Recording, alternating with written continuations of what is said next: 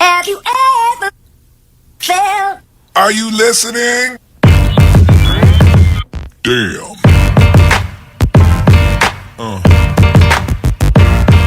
Both been here too long. You can't go back to Ireland or Poland or England, and I can't go back to Africa. And we will live here together, or we'll die here together. And it's not I am telling you.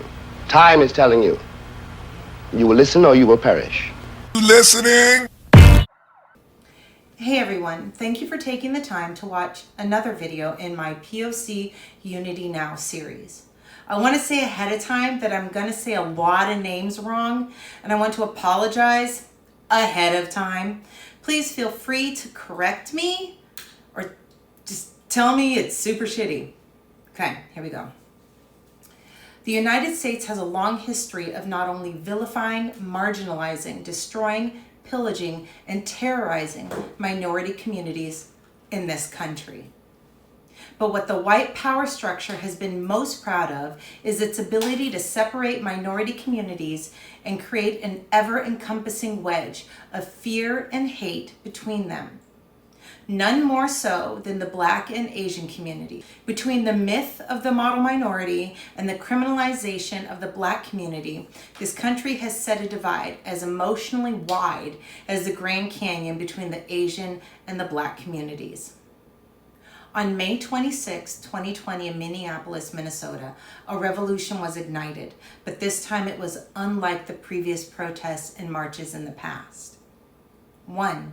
This time it wasn't people rising up in small pockets of this country, in Black communities. Instead, it spread to over 2,000 cities and towns in all 50 states, and it didn't stop there. It carried over to 60 countries across the globe. 2. As the Black community protested, the Asian community came out en masse to offer their support. Nearly a year later, the Asian American community would take to the streets to protest a large spate of attacks against their own. Though many in the Black community would step forward to show their support, the alliance of the two groups has been met with trepidation and sometimes outright hostility on both sides.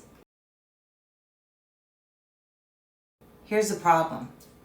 We have fallen into the conceptual trap that we are enemies who will never be able to get along. So rather than me rehashing the animosities, I wanted to highlight the fact that there is and has always been a long history of these two communities coming together and supporting each other. So here we go. Mid-February 2021, hundreds of protesters, a large portion of them being Black and Asian, gathered in solidarity to condemn the attacks on the Asian community. The Running to Protest Black and Asian Solidarity Rally was held in New York City's Union Square.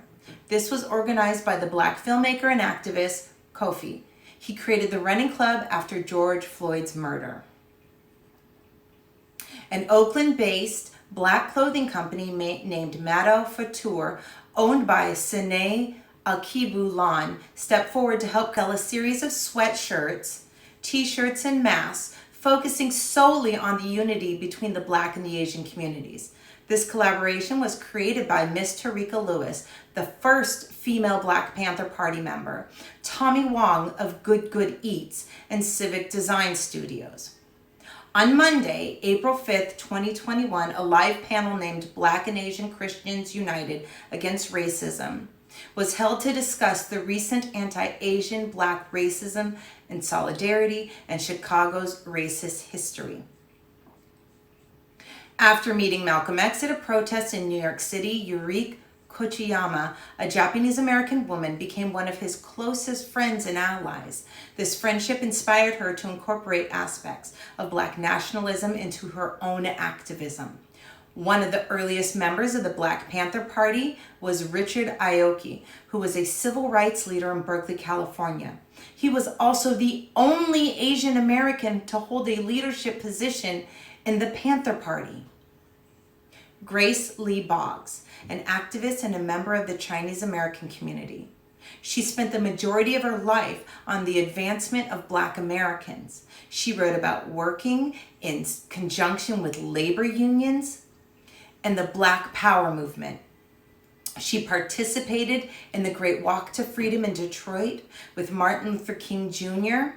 She also participated in the Black-led group SOSAD, Save Our Sons and Daughters, as well as working with Malcolm X, the Yellow Brotherhood, and the East Wind. Two Asian American activist groups modeled a large portion of their organization from the Black Power movement. The Alliance of the Filipino American Community in San Francisco and the Black Panther Party to protest Mayor George Mosconi's attempt at a mass eviction of the International Hotel, which for many was the last remaining stronghold for Little Manila. This hotel did not just house the Filipino American community, it also housed members of many other Asian communities. Take the Third World Liberation Front movement. It was started in 1968 by students in San Francisco State University. This group was comprised of the Black Student Union and other minority groups on campus. They protested the underrepresentation of students of color in their academic studies. Then in 1969, the group expanded to Berkeley College and addressed the issues of the lack of courses covering minority communities. Out of these protests came the Department of Ethnic Studies. The Asian American community and the Black American community were pivotal in that. In 1869, Frederick Douglass opposed the fear that this country had of Chinese immigration in his speech, Composite Nation. He spoke in support of free migration, and he also spoke out against the fear of Asian languages and cultures. After the passage of the Chinese Exclusion Act, he addressed the issue in his last speech in 1894, the speech called Lessons of the Hour. In his Composite Nation speech, he said, "It is this great right that I assert for the Chinese and Japanese and for all other varieties of men equally with yourselves, now and forever. I know of no rights of race superior to the rights of humanity. And when there is a supposed conflict between human and national rights, it is safe to go to the side of humanity." Ida B. Wells and Bishop Henry M. Turner spoke out against the Philippine-American War in support of the Filipino people. They described the United States colonial rule in the Philippines as an unholy war of conquest. Many Black soldiers fighting for America during that war actually deserted the American side out of disgust for that war and started to fight for the Filipino freedom fighters against the U.S. occupation. On top of this, Black leaders in America spoke up in support of solidarity with Filipinos, pointing out how white supremacy was using them to further the white supremacist agenda by pitting minorities against each other. W.E.B. Du Bois, Mary Church Terrell, James Weldon Johnson, some of history's greatest leaders in the Black community, spoke up constantly, asking that Black Americans stand with the Asian community. In 1918, John Q. Adams, a free man, a journalist living in St. Paul, Minnesota, published an open letter to the then President Woodrow Wilson in his newspaper, The Western Appeal. This letter promoted Black and Asian solidarity. He also demanded an end to what he called the autocracy of color. Marcus Garvey and the journalist Thomas T. Fortune very publicly spoke on the need for Black and Asian solidarity. Madam C.J. Walker established the ILDP, International League of Darker People, with a slew of other renowned Black activists. This group spoke out for the rights of marginalized people around the world. They pushed back against imperialism and colonization, which once again affected the Asian communities. In 1968, the Black Panther Party and the Asian American Political Alliance joined forces to condemn the imprisonment of the Black Panther Party leader, Huey P. Newton. I could literally go on and on with examples of how throughout our history, the Black and Asian communities have worked together to make better lives for themselves and for each other. At the core of these rallies, meetings, articles, and movements is the certainty that our communities are fighting against the same enemy, and that enemy is the concept of white supremacy and the white power structure. The white power structure knows how powerful marginalized groups are when they band together. But they have our number. They know exactly what buttons to push in order to get us to not only distrust each other, but to hate each other. As I was growing up, I was constantly reminded by my father that this country judges the Black community by the actions of just one Black person. I have also learned over time that the model minority theory was created to divide and turn the Asian American, the Black community, against each other. It has worked. Here's the thing.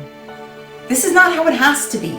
We can either hold on to old pain, we can continue to assign blame, or we can identify the true culprit in this and tell white supremacy that we will no longer play their game. We will no longer continue to take up their fight and harm each other in order to further their racist agenda. We can instead choose to go forward in faith and trust, understanding that what makes us different is what makes us allies.